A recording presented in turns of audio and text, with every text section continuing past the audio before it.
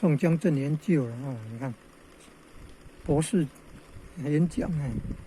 哦，你看在台南大学演讲宋江镇台湾庙会文化的传承，现代传承。你看介绍那个福建南安赵冈村宋江队穿古装化妆哦，有狮子道具哦，然后呢，花莲宋江镇。台南的货币好像叫做长短树啊，后来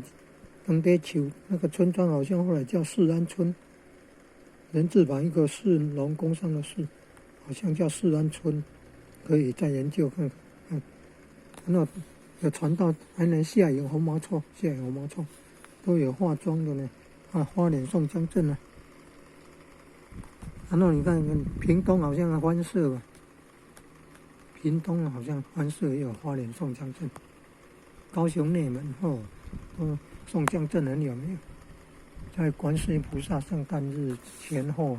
好像之后还是都有，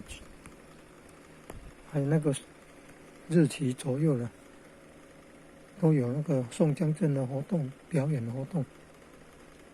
举办创意宋江镇比赛哦，台南大学还曾经得到第1名呢。厉害！你看呢？这个演讲介绍宋江镇的比较早，比我所知道的创意宋江镇比赛了，参加得到第1名的还要早。还有八卦阵金狮阵、龙狮阵、龙阵还是什么白鹤阵还是多种阵的名称。也有电影叫《阵头》，我这介绍实际功上白胶加一个上面的上，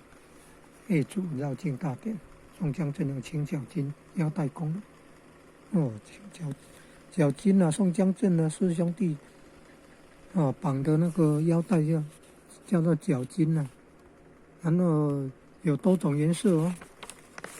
你看有黄的、红的、青的、绿的、黑的，这跟五行有没有关系啊？五行中央黄，东边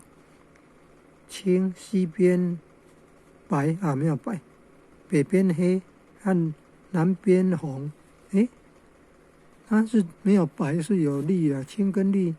差不多嘛。原来它没有白，但是青跟绿。青跟绿相近啊。